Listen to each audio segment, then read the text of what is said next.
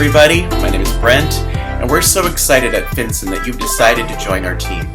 We understand that as a new hire, you can have a lot of questions, and we want to make sure that the onboarding experience is very enjoyable for you and that everything is answered. So that's why we're having these trainings. And with today's training, we're going to be talking about emotional intelligence. We call it EQ. And we'll be touching on three main concepts. Seth today will be talking about the main concept of emotional intelligence. Anthony will be sharing on the topic of crucial conversations. And then I'll be wrapping up with a walkthrough of crucial confrontations. We want to make sure that you understand that each one of these is a book, and by no means is it an exhaustive study in this presentation. But we want to make these books available to you for no charge, and they're in a back table behind you, and you can pick one of each of those up and be able to go through that on your personal time. Now today we want to also say that the main objective of our training is to set you up for success. We are giving you the tools, and we want to make sure that you treat others with respect at the workplace. So for the next couple of minutes, we want to have you familiarize yourself with the concepts. So please be sure to fill out any information or questions in your booklet and take notes, because notes are going to help you later on, because we're going to go through a role-playing exercise after this session. Learning is not a sprint, it is better lived as a journey. So let's take this journey together, and Seth, why don't you kick us off?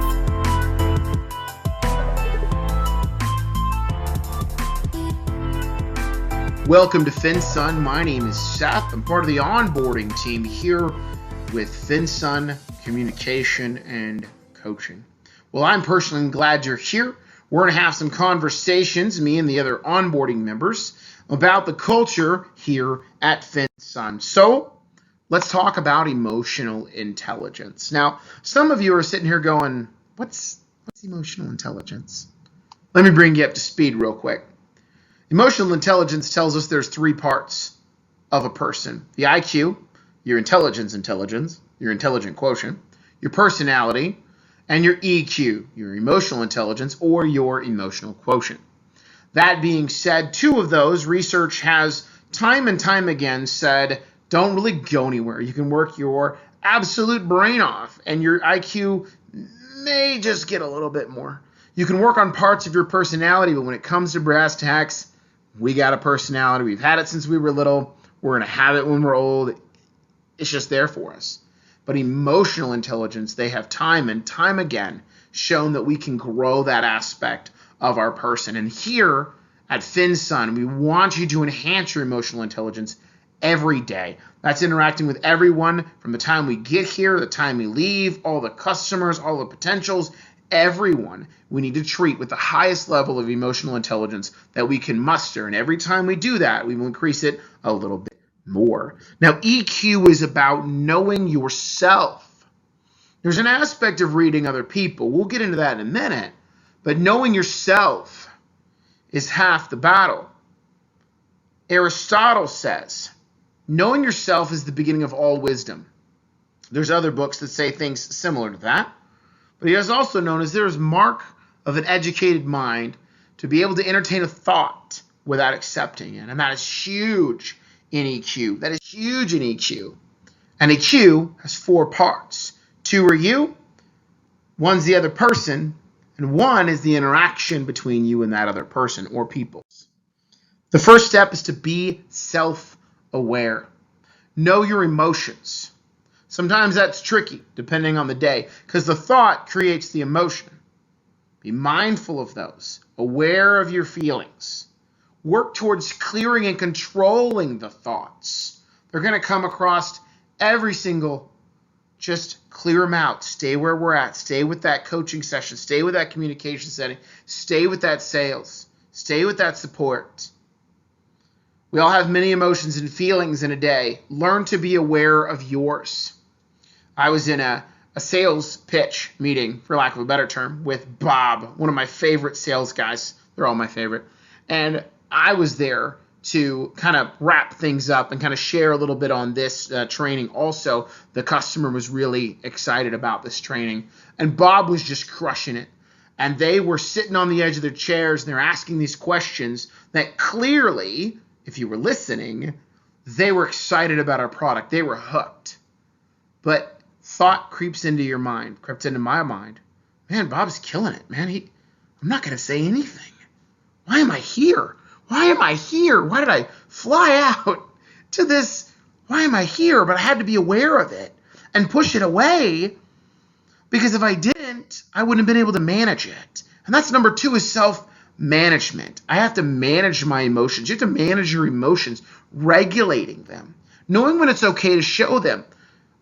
There was no opportunity, nor was it appropriate for me to show my anxiety about not being able to talk, not doing what I'm good at for this customer. We have to observe our thoughts. We need to smile and laugh more when it's appropriate. Breathe. Let things just float over you sometimes. Count to 11. Forget 10. Go past it. Focus on my freedoms, not the limitations, and motivate yourself. As I sat there watching Bob crush this, I could have been like, well, wasn't it all? I allowed it to pass by me like a ship in the night, as they say. I bring humor. That's a thing. So doing that, allowing that scenario to go through my mind and stay there, was all because of my being aware and my managing those emotions. And part 3 is the social awareness aspect. Identify other emotions. Like I said, I was watching them. They were leaning forward. They were almost eager, almost giddy at what we were bringing them and what it could do potentially to their customers. Just the HR aspect and the coaching alone was going to save them so much headache and so much pressure to introduce this into their system nationwide, worldwide, really. So I listened to what they were saying. I listened to their voice. I listened to how they were saying things. I listened to their questions. I listened to the cautious things they said. I listened to the eager things they said. I watched them sit back. I watched them sit forward. I watched them brush their beard. Whatever they were doing, I watched them. There were about 4 people on their team, 2 on ours. And so I'm watching the different people, and they were all engaged and listening to what Bob was saying. Bob was crushing it. And you could clearly see he was excited for them. You could clearly see he was sharing the emotion of positivity there. And the only way I could do that was practice, practice, practice. I've been in hundreds of rooms, in hundreds of places, and the only way I know how to be socially aware is to work on it. And sometimes you're wrong. Sometimes you are, but the practice makes better. Relationship management is the final piece of emotional intelligence, or the EQ. Now, this is putting being aware and managing with that social awareness in together. Managing the relations. Show that you care. I was smiling and I was positive about my thoughts, knowing that Bob was crushing this. I acknowledged their feelings. I acknowledged them when they were cautious. I acknowledged when they were excited. I was right in there with them because I was being aware of myself and of them. We want honest, deep connections with each other. We have to know ourselves and others to do this. Now, I also wasn't taking notes. I said all kinds of things I could have written down, but observing them allowed me to get an honest, deep connection with them, and we still hold a deep connection with that customer today. And the final aspect is something people might talk about, and that's getting angry only on purpose. Now, I had to mention this because not only is it not easy, but Aristotle said it probably the best, in my opinion, and that's anyone can become hangry. It's easy, and it is. People blow up all the time. Traffic, they blow up at work, they blow up all the time. They get angry at things. But to be angry with the right person, to the right degree, the right time, for the right purpose, in the right way, is not within everyone's power, and it's not easy. Now, he said that 2.5 millennia ago, he realized that anybody can get mad. And we will have frustrations in our day. We'll have frustrations with each other, with ourselves, with our customers. You'll have a coaching session where it won't get into their brain.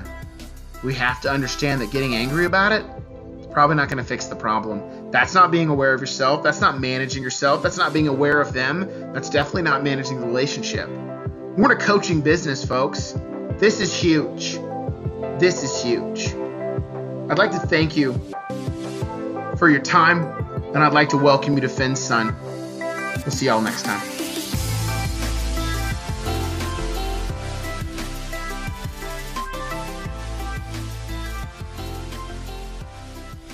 How we doing, everybody? My name is Anthony, and right now I'm going to talk about crucial conversations, and basically try to give you some tools for talking when stakes are high. Now in business and in the company world, being able to interact and communicate clearly when stakes are high is critical and key for us to be able to be productive and move forward as a team and as a company. So let's get started right in this. So there are three sides of a crucial conversation, just so you kind of have a definition of what it is. So when you go into it, opinions vary. Stories have different sides. Make sure that you understand that, and each of you have that everybody has a different perspective, that your opinions are going to be different. Your stories are going to be different because both of you have different perspectives. Stakes are high. So in a crucial conversation, that means that both sides need to come to an agreement for us to be productive and be able to work together in a good environment. Emotions run strong. Don't take personal shots. So like in a crucial conversation, if you feel passionate or if you feel emotional about something, you're more inclined to take cheap shots. And let's make sure that we're not doing that when we're communicating with each other. What do we do when we see a crucial conversation coming? You got three options. You can either, option A, avoid them. And this obviously doesn't work because it doesn't help us get anything done. Option B, we can face them and handle them poorly, and this happens all the time. Hopefully after this few minutes of training, you'll have a better idea of how to go into a crucial conversation and handle it well, because option C, face them and handle them well, is critical to company success. So let's make sure that we do this really well moving forward, and hopefully this will help. First thing you should do when you see a crucial conversation coming is to start with your own heart. Okay, focus on what's really important when you go into the conversation. Don't take into account personal issues or personal problems. Just focus on what is really important and what you're trying to get out of the conversation. Figure out what's not important. So if there is a personal issue or a behavioral issue that's underlying and it's not affecting or it's not pertinent to the information or to the conversation, make sure you avoid it. And then complicate the problem in your own head to find another solution other than silence or violence. I think we all do this all the time. You know, in a crucial conversation, sometimes we can retreat into silence. Obviously, we don't want to be verbally or physically violent, but sometimes if you're emotional about it and you don't start with your heart, you can be verbally violent with the individual you're trying to communicate with. Learn to look, and this is talking about keeping the situation safe. Learn to recognize when a conversation could become unsafe for both parties. So this could be physical signals either in yourself or in them. Stomach tightens, their eyes dry, or your eyes dry, etc. Emotions, whether you start to feel fear, anger, or hurt, or you can see those emotions being portrayed or brought out of the other individual, the other party. And then behaviors, silence or talking with a finger pointed or an elevated voice. Those are all behaviors that we can see and be able to understand. Okay, the conversation is either going to be not safe in a second or it's not safe now. Step out of the conversation, make it safe, and then get back on track. When the conversation is safe, you can say anything. To keep the conversation safe, you can ensure mutual respect and purpose. So as a employee of FINZO, make sure that your mutual purpose should be underlined or baselined in we want to help the company be successful. The mutual respect is when you don't have to necessarily respect the individual personally, but you do have to respect them professionally. So commit to seek a mutual purpose, recognize the purpose behind the strategy that you or they are employing in the conversation, invent a mutual purpose between the two of you, and brainstorm new strategies as far as to be able to get things done. Master your own stories. The stories we tell ourselves can bring out our feelings. Question both the stories and your feelings. Okay, because sometimes our feelings aren't fact, and that means our stories are not always facts. So make sure we're starting with facts. There's three clever stories you can hear when you're talking in crucial conversations. You either be a victim and say it's not my fault. You can either blame a villain and say it's all their fault, it's all your fault, or you can act helpless and say there is nothing else I can do.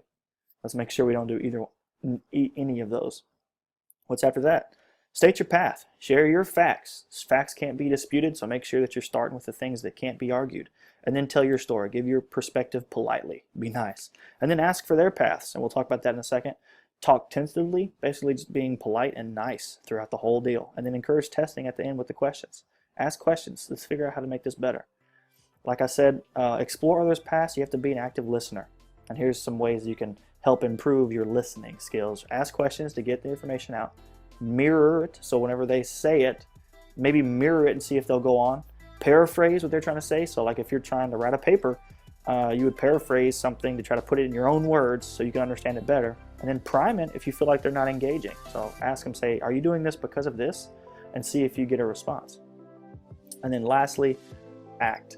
Finish clearly. Determine who does what by when. Set a date, and let's get this thing done. And then set a follow-up meeting to make sure both of you are on the same page and getting done what we need to get done. Thank you so much.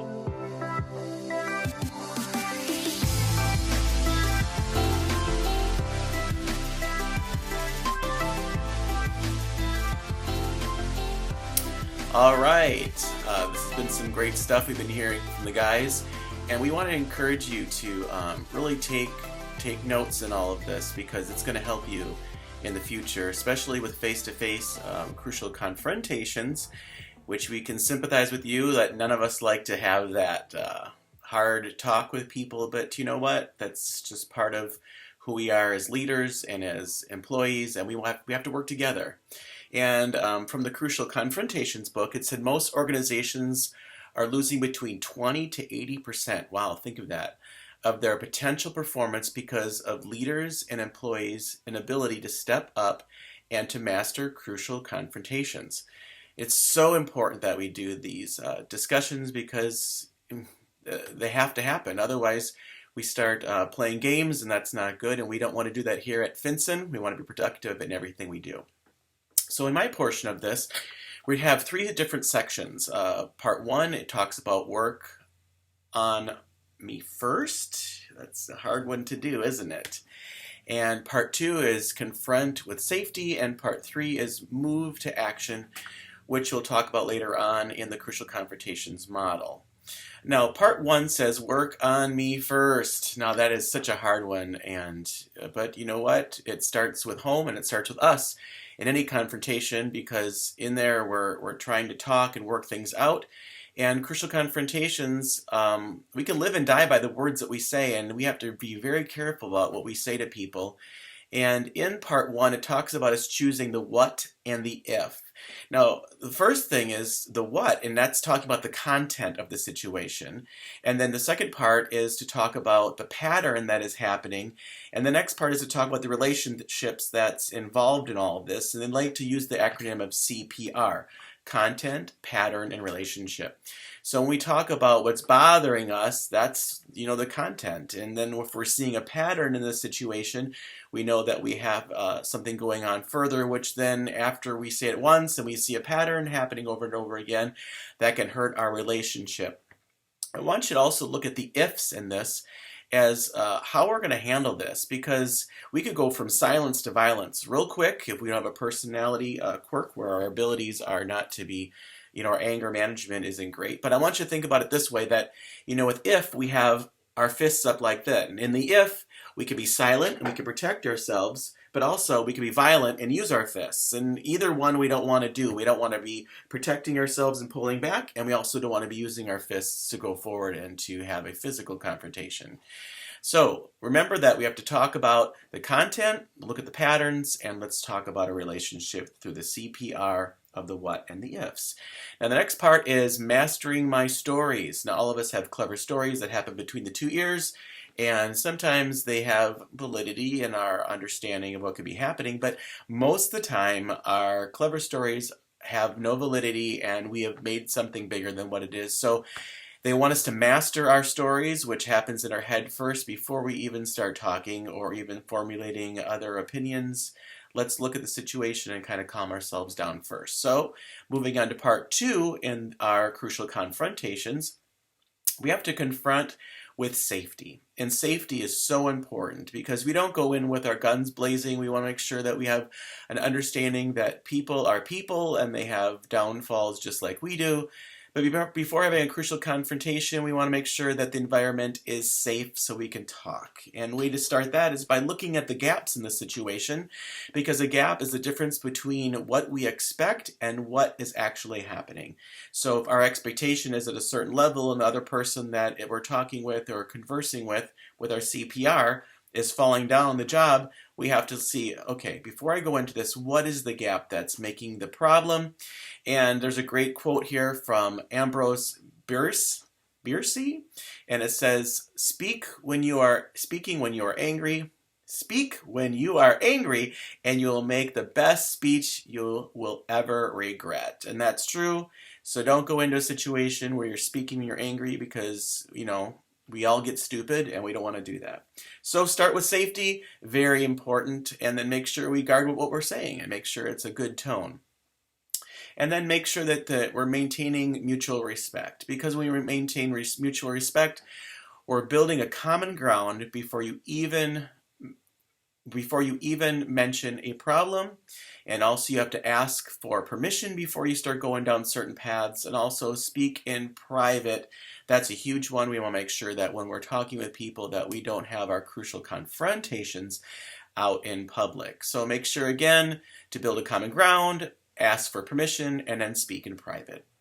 Going on, we have to talk about the path to action model. Now this one is great, and I want you to look at further in your book here in your workbook. It's on page 21, and there's a diagram there that says we need to seek and hear, and then we have to tell a story, and then feel and act. And we're going to be going through some of these as we go through the next section here, but I want you to have that model in your brain, because it's a progression. As you can see, we're moving from left to right, and we're continually making progress in our conversation. And at the end of the situation, ask some questions. This way you can come back with ideas like if we're actually hearing each other, if we're actually hearing the same thing, and that's going to push us towards action when we ask more questions, because we're moving the conversation along.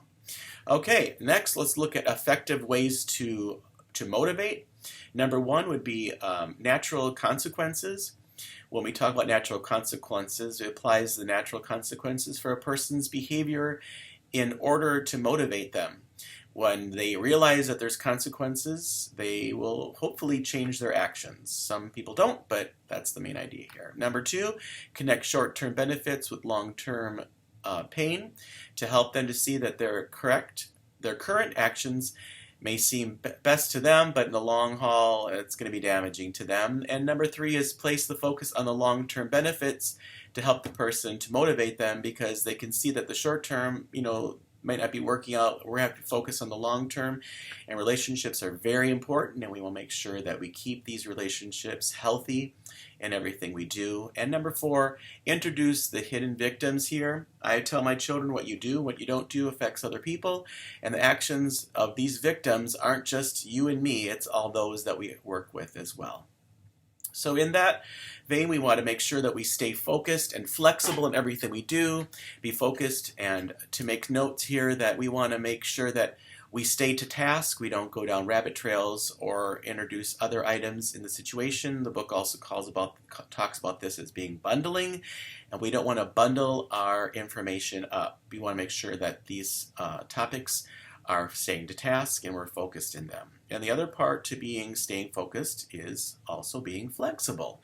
Flexible in dealing with problems, and at one time to make sure that we are choosing the best thing at the topic, but we can, and the book says, put a pin in something and come back to it later if we find that there is another topic that's even more crucial to talk about. But make sure we stay on task and we stay flexible in our discussions. And that moves us to part number 3, and that is moving to action. We want to move to action in everything we do, and when we do that, we want to also say that we are going to have follow-up. Follow-up is very important, and if we don't follow up, we might as well not have a conversation, because when we're not following up, we're just expecting it to happen, and we know that we have to keep up on things for people to stay on task.